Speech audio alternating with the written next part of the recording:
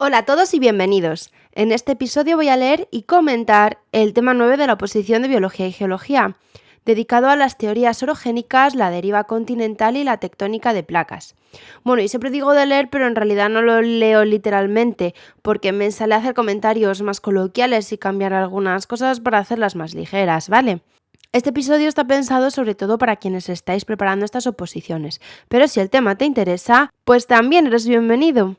Eso sí, quiero dejar claro, este audio no está pensado para memorizarlo palabra por palabra. El tema es largo y tiene mucha información y sería poco realista intentar aprenderlo así. La idea es que os sirva como apoyo para repasar, contrastar con vuestro propio tema y todo eso, ¿vale? Además, tengo en mi canal un vídeo con una explicación más visual de la teoría de la tectónica de placas y también otro de Wegener, que no es nivel oposición, pero sí que te puede ayudar. Os dejaré el enlace en un comentario fijado por si queréis verlo antes o después de escuchar este episodio. Dicho esto, vamos a empezar ya con el tema y no queda otra que poner un pequeño índice al inicio, que os leo a continuación. Índice, introducción, las teorías orogénicas, que tendrían varios subapartados, hipótesis de la deriva continental, la tectónica de placas, que también tendría varios subapartados, conclusión y bibliografía. Y vamos con la introducción. Durante siglos, las montañas, los océanos y la disposición de los continentes fueron interpretados como rasgos físicos e inmutables. Sin embargo, a medida que avanzaba el conocimiento geológico, comenzaron a surgir preguntas incómodas. ¿Por qué encajan los continentes como piezas de un puzzle? ¿Por qué aparecen los mismos fósiles en tierras hoy separadas por océanos? ¿Por qué las grandes cordilleras se concentran en determinadas zonas del planeta? La historia de las teorías orogénicas y de la tectónica de placas es en realidad la historia de cómo la geología pasó de concebir una tierra estática a comprenderla como un planeta dinámico, en constante transformación. En este proceso, ideas inicialmente rechazadas, como la deriva continental de Wegener, acabaron sentando las bases de uno de los modelos científicos más sólidos y unificados del siglo XX. Este tema recorre este camino intelectual desde las primeras explicaciones fijistas hasta la teoría de la tectónica de placas, ofreciendo una visión global del origen del relieve terrestre y de la dinámica interna del planeta. Y lo primero, vamos a ver cómo se han intentado explicar a lo largo de la historia de la geología el origen de las grandes cadenas montañosas. Por eso empezamos repasando las primeras teorías orogénicas. Y lo primero de todo, tendremos que saber lo que significa orogenia. La orogenia es el conjunto de procesos geodinámicos que generan cordilleras, pero no solo las cordilleras. Se incluyen también las deformaciones e incluso el metamorfismo, el magmatismo y el levantamiento isostático. Por tanto, las teorías orogénicas son aquellas que tratan de explicar todos estos procesos. Y decimos teorías en plural, porque han sido muchos autores a lo largo de la historia los que han tratado de dar un sentido a esto de la orogenia. Vamos a revisar entonces las teorías orogénicas que más relevancia tuvieron en el pasado. Y comenzamos con las más tradicionales de todas, que son las teorías fijistas, que proponían de forma general que la causa de las orogenias era la elevación del terreno en un movimiento vertical, pero nunca horizontal. Y comenzamos con el catastrofismo, desarrollado a comienzos del siglo XIX por Georges Cuvier. Defendía que los grandes cambios en la superficie terrestre se habían producido mediante episodios breves, violentos y de gran magnitud como terremotos, erupciones volcánicas o grandes inundaciones. Según Cuvier, las cordilleras y los grandes relieves se formarían de manera rápida, como resultado de deformaciones súbitas de la corteza, y no mediante procesos lentos y continuos. Cada uno de estos episodios marcaría una ruptura clara con el estado anterior de la Tierra, dando lugar a un nuevo escenario geológico, relativamente estable, hasta que surgiese la siguiente catástrofe. Y si has estudiado algo de evolución, también te sonará este catastrofismo de Cuvier, porque el mismo enfoque lo aplicó a la historia de la vida a través de los fósiles. Otra de las grandes concepciones geológicas de finales del XVIII y comienzos del XIX fue el neptunismo, defendido por Abraham Gottlob Werner, que no Wegener. Según esta hipótesis, todas las rocas de la corteza terrestre se habrían formado por precipitación química a partir de un océano primitivo, que habría cubierto completamente la Tierra. En este marco, el relieve y las cordilleras se interpretarían como el resultado de la cristalización y posterior retirada de este océano universal, sin recurrir a procesos internos significativos ni a movimientos horizontales, y atribuyendo al agua un papel fundamental y prácticamente exclusivo en la configuración de la superficie terrestre. Después llegaron otras hipótesis, como la del geosinclinal, formulada en 1857 por Hall.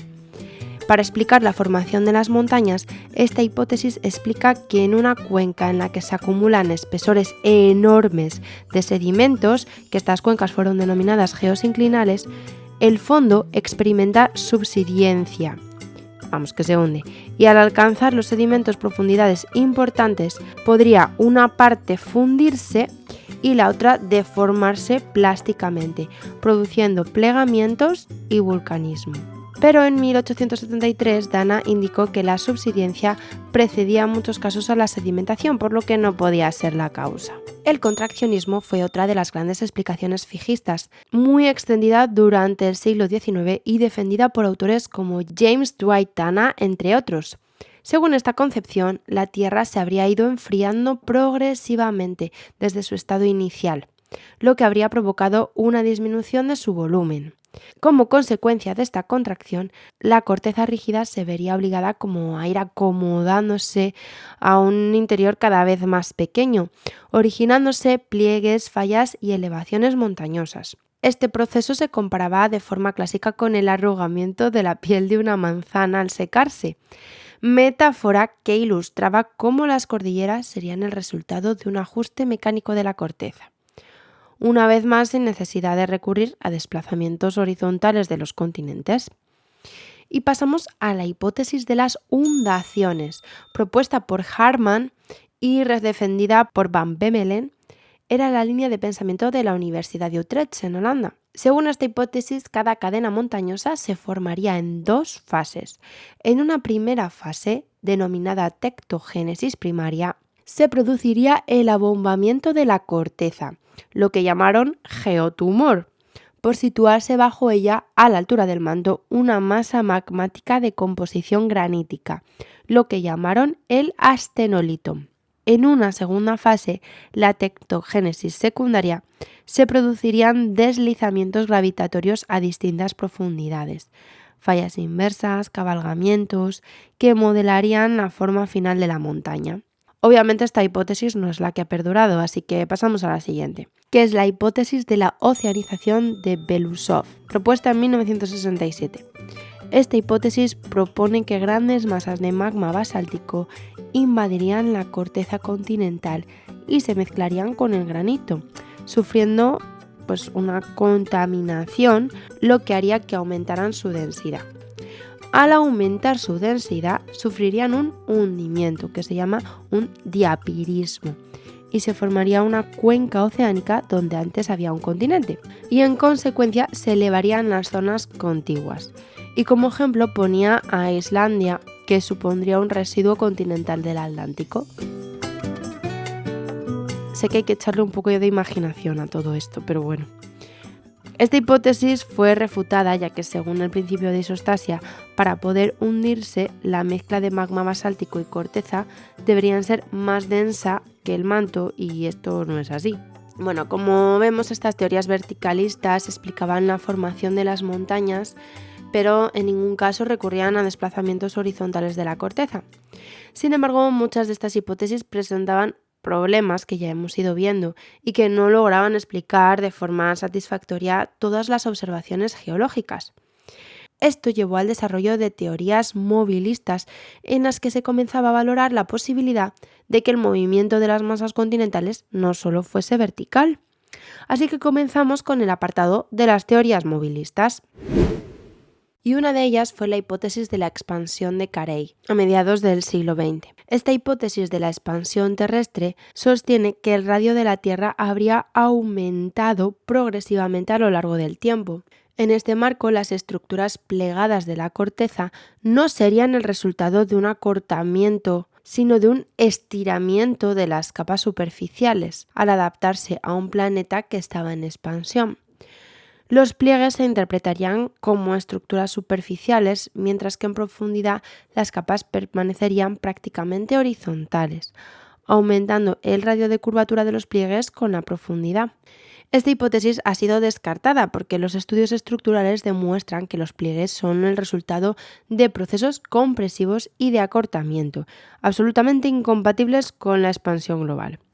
Aunque se ha planteado de forma especulativa posibles variaciones a largo plazo de la constante de gravitación universal que podrían implicar una expansión del planeta.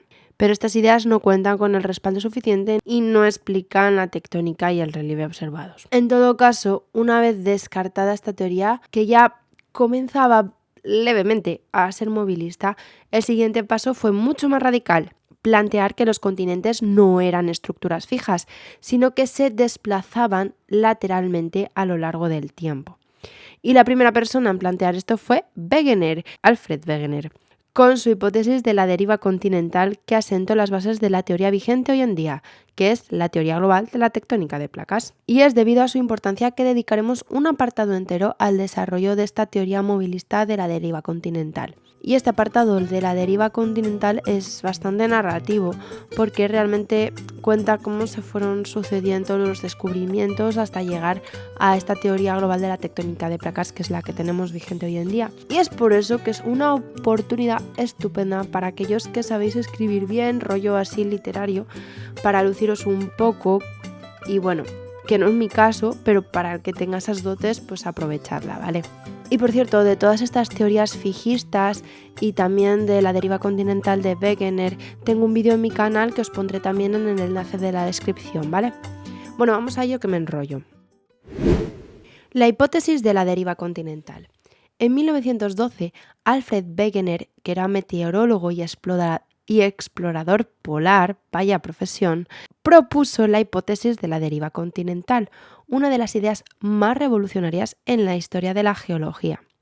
En su obra El origen de los continentes y los océanos, publicada en 1915 y revisada en varias ocasiones, defendió que los continentes no habían permanecido siempre en sus posiciones actuales, sino que en el pasado formaron un único supercontinente al que denominó Pangea, que en griego significaba pan, que es todo, y gea, tierra. Según Wegener, Pangea comenzó a fragmentarse hace unos 200 millones de años, durante la era mesozoica, dando lugar a los continentes actuales, que se habrían desplazado lentamente en sentido horizontal hasta alcanzar su configuración actual. Pangea estaba rodeada por un gran océano global, Pantalasa, que sería el actual Océano Pacífico, y además contenía mares interiores como el mar de Tetis. Para sustentar su hipótesis, Wegener reunió un amplio conjunto de pruebas independientes. En primer lugar, destacó el encaje geométrico de los continentes, especialmente entre la costa oriental de Sudamérica y occidental de África, que vemos que el encaje es casi perfecto, pero es que es aún más preciso si consideramos los bordes de las plataformas continentales, que son menos afectados por la erosión. Y es que es verdad, o sea, si lo miras en el mapa lo vas a ver claramente que parece las piezas de un puzzle. Y como curiosidad decir que ya en el siglo XVI el cartógrafo flamenco Abraham Ortelius observó este encaje entre las costas y sugirió que los continentes habían estado unidos, pero explicaba que se habrían separado posteriormente por grandes catástrofes, así lo explicaba Ortelius. Pero bueno, en todo caso se adelantó bastante a la hipótesis de Wegener.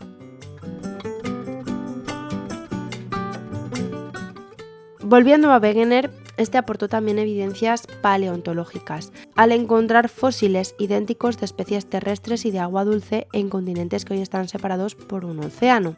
Es el caso de Mesosaurus, Glossopteris, Cygnognathus o Lystrosaurus, cuya dispersión no podía explicarse mediante migraciones transoceánicas, porque como he dicho, estas especies eran terrestres o de agua dulce y entonces pues no podían cruzar un océano. Las evidencias geológicas también reforzaban esta idea. Se reconocieron rocas ígneas y metamórficas de la misma edad y composición a ambos lados del Atlántico.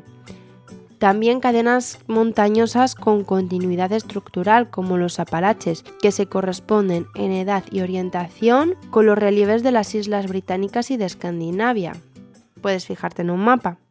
Wegener incorporó además evidencias paleoclimáticas, y es que observó depósitos glaciares del Paleozoico en regiones que actualmente son tropicales, como África, Sudamérica, India o Australia, y también yacimientos de carbón y arrecifes fósiles en latitudes que hoy en día son frías, lo que solo podía explicarse si los continentes habían ocupado posiciones diferentes en el pasado. Pese a la solidez de estas pruebas, la hipótesis de Wegener fue rechazada por la comunidad científica de la época. ¿Cómo no? Y principalmente porque Wegener no pudo proponer un mecanismo físico convincente que explicase todo este desplazamiento de masas continentales gigantes de forma horizontal. Wegener intentó explicarlo. Dijo que el desplazamiento continental se debía a la inercia y a la rotación terrestre, dando lugar a los llamados efectos de proa y popa. Pero se demostró que estas fuerzas eran totalmente insuficientes para mover continentes. Y como comentaba, la hipótesis de Wegener fue muy duramente rechazada, hasta el punto de que muchos geólogos consideraban la deriva continental una especulación pseudocientífica.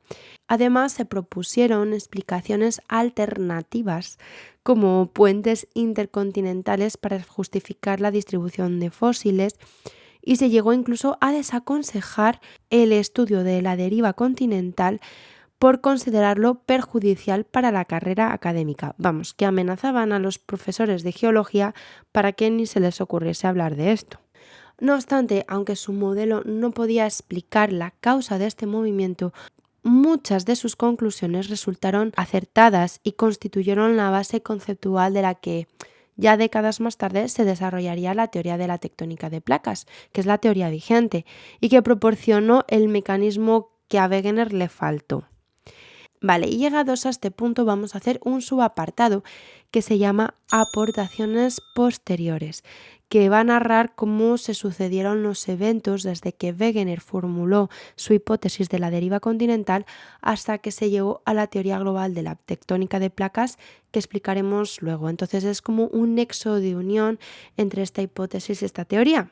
Venga, arrancamos. Aunque la hipótesis de la deriva continental fue rechazada, como ya hemos dicho, a lo largo del siglo XX, una serie de avances científicos permitió recuperar y reforzar progresivamente muchas de las ideas que planteó Wegener.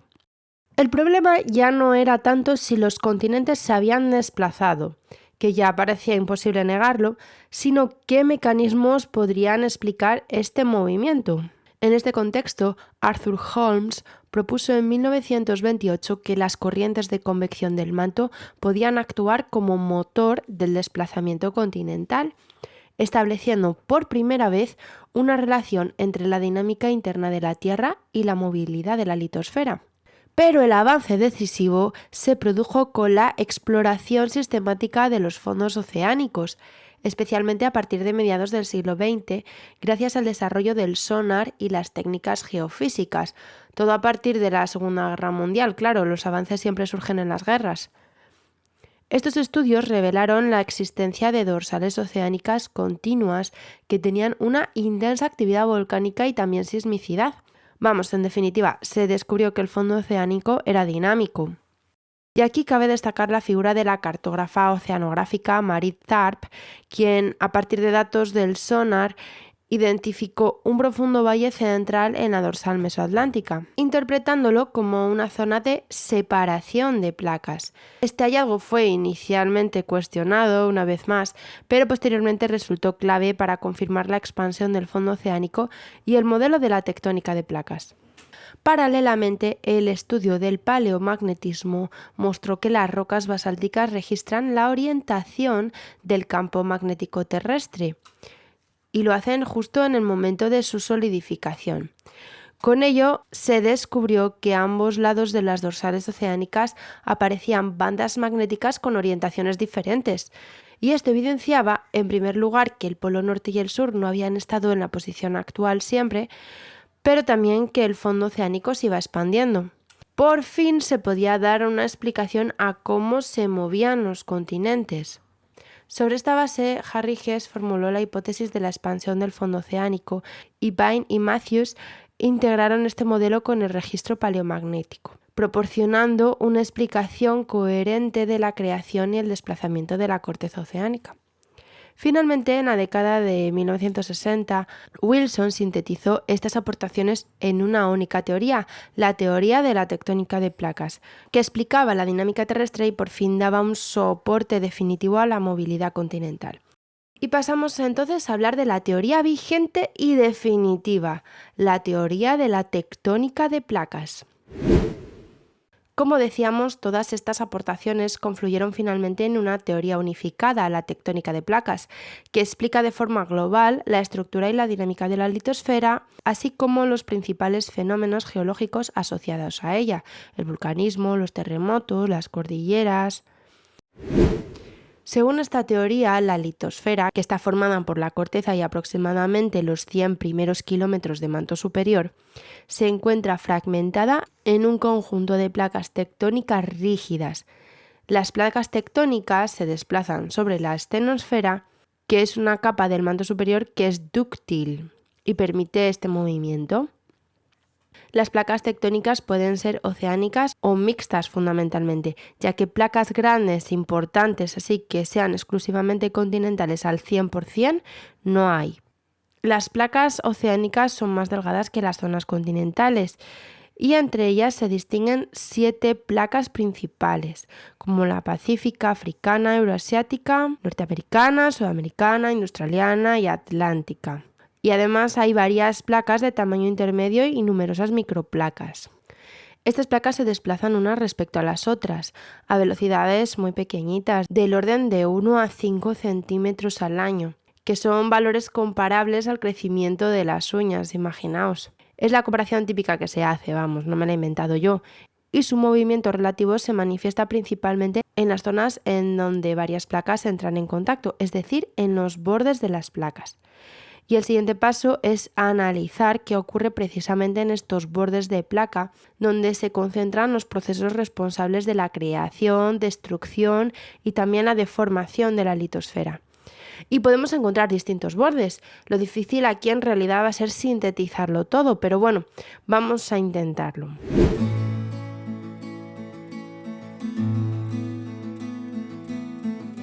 Comenzamos con los bordes divergentes o constructivos. Los bordes divergentes o constructivos son aquellos en los que las placas tectónicas se separan, permitiendo el ascenso de material del manto y cuando este material se solidifica, pues se forma nueva corteza, por eso se llaman constructivos. Este tipo de borde puede desarrollarse tanto en el interior de los continentes como en el océano.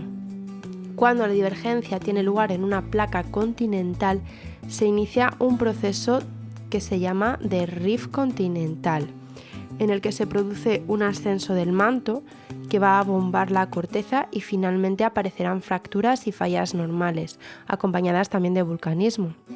Si el proceso continúa, la corteza continental acaba rompiéndose y entre los bloques separados comienza a formarse corteza oceánica junto con una dorsal oceánica. Posteriormente, la entrada de agua marina da lugar al océano incipiente, que es lo que ocurre, por ejemplo, en el Mar Rojo, mientras que el Valle del Rif africano representa una fase inicial de este proceso.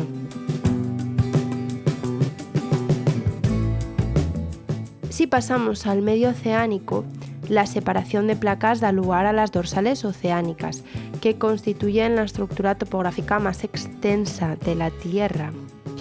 En ellas el magma asciende por fracturas, se solidifica a ambos lados del eje de la dorsal y construye continuamente nueva corteza oceánica, provocando la expansión del fondo oceánico, que ya hemos dicho que eran bordes constructivos.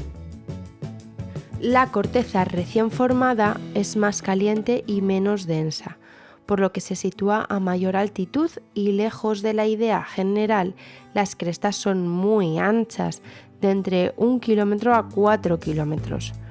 Y en algunos casos, como Islandia, la dorsal se eleva incluso por encima del nivel del mar y aparecen estas islas. A medida que los materiales se alejan de la dorsal, se enfrían, se contraen y aumentan su densidad y se van hundiendo progresivamente, cubriéndose de sedimentos y engrosándose la litosfera. Parte del magma puede solidificarse en superficie formando basaltos, en fracturas como diques o en profundidad originando gabros, constituyendo la secuencia típica de la corteza oceánica, por si ya la habéis estudiado. Cuando la litosfera oceánica envejece, esta puede fracturarse y dar lugar al establecimiento de un nuevo límite convergente, cerrándose hacia el ciclo. Y son estos límites convergentes los que vamos a ver a continuación. Los límites convergentes, o también conocidos como destructivos, se producen cuando dos placas tectónicas se aproximan entre sí y una de las placas subduce, es decir, se mete por debajo de la otra. O las dos colisionan, que eso también puede pasar, ahora lo veremos, lo que provoca en todo caso que se destruya o se engrose la litosfera. En función de la naturaleza de las placas, podrá ocurrir una cosa u otra y se distinguen tres situaciones. En la convergencia océano-continente, la litosfera oceánica, que es más densa, subduce bajo la continental. Este proceso origina una fosa oceánica y provoca la liberación de agua y también de otros volátiles desde la placa subducida, lo que reduce el punto de difusión del manto y genera magmas que ascienden. Cuando alcanzan la superficie y se enfrían, estos magmas generan un arco volcánico continental, es decir, una zona volcánica paralela a la costa, como ocurre en el caso de los Andes.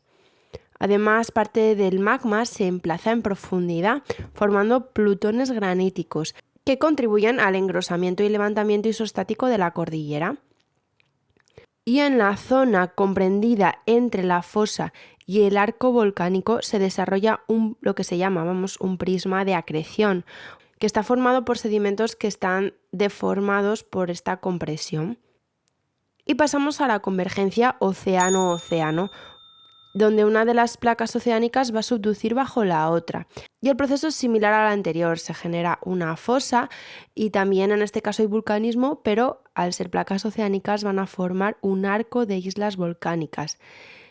Por ejemplo, tenemos el caso de las Aleutianas. Y en algunos casos, la zona donde una placa subduce se va como alejando, es decir, como tirando de la placa superior que se estira y acaba rompiéndose. Este desplazamiento de la fosa, conocido como retroceso de la fosa, hace que la placa situada encima quede, como digo, estirada, porque el punto por el que la placa desciende se mueve más rápido que el resto. Consecuencia, la placa superior se adelgaza, se fractura y se abre, originándose una cuenca tras arco, proceso que explica la formación de mares marginales como es el mar de Japón. Y pasamos al caso cuando la convergencia tiene lugar entre dos placas continentales. Este caso es un poco particular porque ninguna de ellas va a subducir por debajo de la otra, porque ambas son de baja densidad. Entonces se produce obducción. Que las placas colisionan entre sí. Este proceso genera un fuerte engrosamiento de la corteza mediante pliegues, fallas inversas y grandes cabalgamientos. Pero no hay volcanes, ya que no hay ascenso de magma. La zona de contacto entre ambos continentes se denomina sutura y suele conservar restos de litosfera oceánica, por lo que pueden aparecer conchas fósiles y otros restos de animales marinos en lo alto de unas montañas. Ejemplos representativos de este tipo, pues tenemos el Himalaya, los Alpes, los Urales o los Apalaches.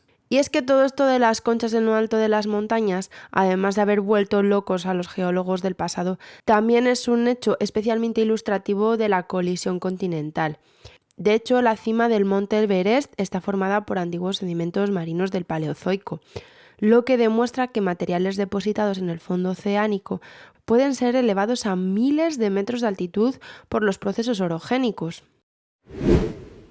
Y dejando atrás los bordes constructivos y destructivos, pasamos a bordes donde no se crea ni se destruye corteza, que son los bordes transformantes. Estos bordes se producen entre dos placas que se mueven en la misma dirección, pero en sentidos opuestos. Como decía, no se crea ni se destruye litosfera y por eso se denominan bordes pasivos también. No obstante, en estos límites se libera una gran cantidad de energía debido al rozamiento que se produce entre estas dos placas, lo que va a originar muchísima sismicidad. Este movimiento se suele dar en las fallas transformantes, que se suelen disponer de forma aproximadamente perpendicular al eje de las dorsales oceánicas. Las fallas transformantes se producen porque las placas tectónicas en las dorsales oceánicas se desplazan lateralmente a distinta velocidad en sentidos opuestos. Este movimiento desigual hace que se queden momentáneamente como atascadas, acumulando tensión hasta que la roca se rompe o se desliza bruscamente, formando fracturas que permiten, acomodar este desplazamiento lateral. Y estas fracturas son esas fallas transformantes. La mayoría de las fallas transformantes se localizan en el fondo oceánico, aunque algunas afectan a la litosfera continental, como la conocidísima falla de San Andrés en California, que constituye un ejemplo representativo y muy típico de este tipo de bordes. Pasamos ahora a explicar los puntos calientes, que no tienen nada que ver con los bordes de placa, ya que es un fenómeno que se produce en el interior de las placas, es decir, un fenómeno intraplaca, pero que como genera vulcanismo, pues suele encajarse en algún punto de este temario. En todo caso, yo os lo cuento y vosotros buscáis el hueco donde mejor os venga a poner este apartado, ¿vale? Bien, pues los puntos calientes son zonas del interior de una placa tectónica, hemos dicho que era un fenómeno intraplaca, generalmente oceánica, donde va a ascender un penacho de material caliente, muy caliente, procedente del manto, concretamente de una zona que se llama la capa D', que se sitúa en el límite entre el manto y el núcleo. Este magma caliente, muy caliente, que asciende, aprovecha fracturas y zonas de debilidad de la placa para ascender y se acumula en cámaras magmáticas, dando lugar a erupciones volcánicas sucesivas que van a formar volcanes, claro, y con el tiempo islas volcánicas. Y estas islas aparecen independientemente de los límites entre placas, es decir, que estos volcanes surgen en el interior de una placa. Lo más curioso es que todo este penacho permanece prácticamente estático. Pero claro, la placa tectónica se desplaza. Entonces se va formando una cadena de volcanes, así de islas volcánicas que están alineadas, siendo las más antiguas y erosionadas las situadas a mayor distancia del punto caliente. Es lo que ocurre a Hawái, donde la isla Kauai es la más antigua y también, según algunas hipótesis, es lo que podría haber ocurrido en el archipiélago canario. Y con esto rematamos todo lo referente a la tectónica de placas y los bordes de placas. Y para rematarlo, vamos a ofrecer una visión global de todo este proceso de la tectónica de placas. Y es que el tamaño de las placas tectónicas no es constante, ya que puede aumentar mediante la creación de nueva litosfera en los bordes divergentes y disminuir su tamaño en los bordes convergentes, o simplemente mantenerse estable si ambos procesos se compensan. Así, algunas placas pueden fragmentarse y dar lugar a nuevos límites de placa, como ocurrió durante la apertura del Mar Rojo, mientras que en otros casos la colisión continental conduce a la desaparición de océanos, como cuando se formó el Himalaya. Un ejemplo ilustrativo es la placa de Juan de Fuca, que presenta un borde divergente al oeste, un borde convergente al este y numerosas fallas transformantes. Este sería el caso entonces de una placa que más o menos se mantendría constante. Por el contrario, placas como la africana o la antártica, rodeadas en gran parte por bordes divergentes, tienden a aumentar su tamaño, mientras que la placa pacífica, que está dominada por bordes convergentes, se encuentra en progresiva reducción. Vamos, que nos quedamos sin Pacífico. Una vez analizada la interacción entre las placas tectónicas y los procesos asociados, nos surge una cuestión fundamental: ¿qué evidencias permiten confirmar que este modelo es correcto? Y para responderla vamos a examinar las pruebas que sustentan esta teoría de la tectónica de placas. Así que vamos con el apartado Comprobación del modelo de la tectónica de placas. La validez del modelo de la tectónica de placas se ha confirmado mediante numerosas evidencias geológicas. Los sondeos oceánicos, por ejemplo, demostraron que la corteza oceánica más joven se localiza junto a las dorsales, mientras que su edad aumenta progresivamente al alejarse de ellas. Además, el movimiento de las placas se ha podido medir, tanto de forma indirecta a partir de la relación entre la edad de la corteza oceánica y la distancia al eje de la dorsal, y también de forma directa mediante técnicas geodésicas modernas, entre las que destacan la interferometría de muy larga base, o VLBI, y también los sistemas de posicionamiento global, nuestro conocido GPS, capaces de registrar desplazamientos del orden de milímetros por año. Estas observaciones confirman que las placas tectónicas se mueven y que este movimiento es el que explica la distribución global de terremotos, volcanes y grandes cordilleras. Sin embargo, una vez comprobada la movilidad de las placas, surge otra cuestión fundamental, que además fue el principal problema que hemos comentado que tuvo Wegener, y es que ¿cuáles son las fuerzas responsables del desplazamiento de las placas tectónicas? Pasamos entonces al apartado del origen del movimiento de las placas. El origen exacto del movimiento de las placas es un problema bastante complejo, que no puede atribuirse a un único mecanismo. Existe sí un amplio consenso en que este movimiento está relacionado con la distribución desigual del calor interno del planeta y con la interacción entre la litosfera rígida y el manto subyacente, dentro de un sistema que sería dinámico. Las concepciones clásicas atribuían el movimiento de las placas exclusivamente a las corrientes convectivas, pero hoy en día se considera que las placas tectónicas también forman parte activa del sistema. Que el movimiento de las placas también contribuye a organizar la convección del manto y no únicamente al revés. Entre las fuerzas que favorecen el movimiento de las placas destaca el tirón de la placa que subduce, considerada actualmente la fuerza dominante. Lo que ocurre es que al hundirse la litosfera oceánica en el manto, su propio peso tira del resto de la placa. Y a esta fuerza se suma el empuje de la dorsal, que ocurre porque la litosfera joven y caliente, que está en una posición más elevada, tiende a deslizarse lateralmente por gravedad, aunque como decimos su contribución es más secundaria.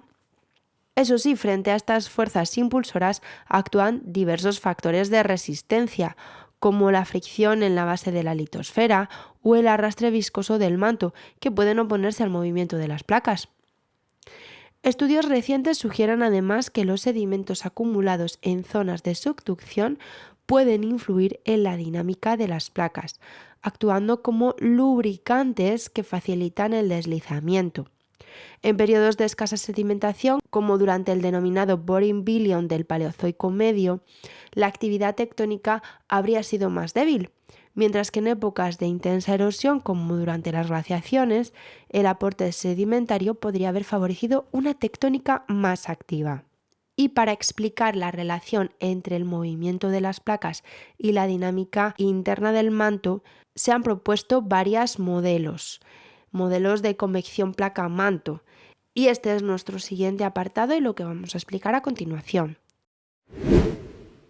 Estos modelos, que hay varios, no son necesariamente excluyentes y, como veníamos diciendo, consideran que la convección del manto y el desplazamiento de las placas están estrechamente acoplados. Un primer enfoque es el modelo de convección estratificada, que distingue una capa superior y otra inferior, separadas aproximadamente a 660 kilómetros de profundidad, lo que permitiría explicar las diferencias entre los magmas de dorsales oceánicas y de puntos calientes. Sin embargo, se han observado placas subducidas que penetran por debajo de esta profundidad, lo que nos cuestiona un poco que sea una separación tan estricta. Frente a este modelo encontramos el modelo de convección en todo el manto, que propone células convectivas que abarcan todo su espesor, todo el espesor del manto. Esto explicaría la conexión entre subducción profunda y vulcanismo superficial, pero plantea dificultades para justificar ciertas diferencias en la composición. Por tanto, los modelos más aceptados al final son los que integran ambos enfoques. Una convección parcialmente estratificada, según la cual algunas losas subducidas atraviesan la discontinuidad de 660 kilómetros, mientras que otras quedan temporalmente estancadas en esa zona de transición. Este enfoque permite explicar tanto la diversidad geoquímica del manto como la compleja dinámica observada en la tectónica global.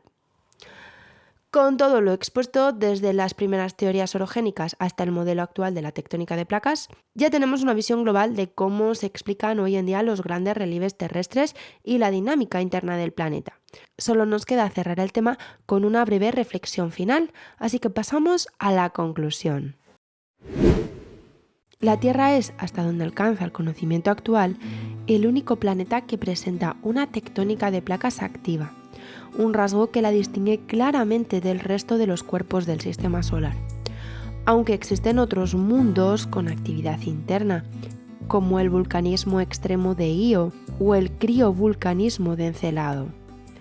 Pero ninguno desarrolla un sistema global de placas litosféricas móviles comparables al terrestre. El estudio de esta singular dinámica no ha sido inmediato ni sencillo. A lo largo de la historia de la geología, la explicación del origen de las montañas y de la disposición de los continentes ha pasado por múltiples teorías, desde los primeros modelos fijistas y verticalistas hasta las concepciones movilistas que culminaron con la hipótesis de la deriva continental de Wegener. Solo con el avance de las técnicas geofísicas y la exploración de los fondos oceánicos fue posible integrar todas estas ideas en un marco global y coherente, la teoría de la tectónica de placas. Esta teoría constituye hoy uno de los modelos científicos más sólidos y unificadores de las ciencias de la Tierra, al explicar de forma conjunta la distribución de los continentes y océanos, la formación de cordilleras, el vulcanismo, la sismicidad y la evolución del relieve a lo largo del tiempo geológico. Además, no solo permite reconstruir el pasado de nuestro planeta, sino también interpretar su dinámica presente y anticipar escenarios futuros, como la reorganización de los continentes en nuevos supercontinentes. Aún así, la tectónica de placas sigue siendo un campo de investigación activo, en el que continúan debatiéndose aspectos como el acoplamiento placa-manto, el papel de los puntos calientes o la evolución térmica a largo plazo del planeta. De este modo, el tema pone de manifiesto no solo cómo funciona la Tierra, sino también cómo progresa el conocimiento científico, a través de la revisión crítica de ideas, la incorporación de nuevas evidencias y la construcción gradual de modelos cada vez más completos. Bueno, terminada la conclusión, pondríamos la bibliografía, que os lo voy a dejar en la caja de descripción. Y antes de terminar, me gustaría dejaros un consejito práctico para estudiar este tema, porque es bastante largo y denso. Mi recomendación es que no lo estudiéis como un solo bloque, sino como una historia con una lógica temporal. Hay que pensarlo como una evolución de ideas, primero las fijistas, luego la deriva continental, luego la tectónica de placas, así como una idea integradora. Bueno, que esa es mi idea, que podéis hacerlo como os le da gana, solo faltaba. El caso es que si tenéis clara la secuencia temporal, el tema se ordena solo y es mucho más fácil de explicar en el examen, incluso aunque no recordéis todos los nombres o las fechas. Y como os he dicho otras veces, es buena idea tener una versión muy resumida del tema, con unas 10-12 líneas que os sepáis de memoria. Ese esquema sería el ancla y a partir de allí iríais añadiendo capas de detalles según el tiempo que tengáis y también la capacidad de memorización.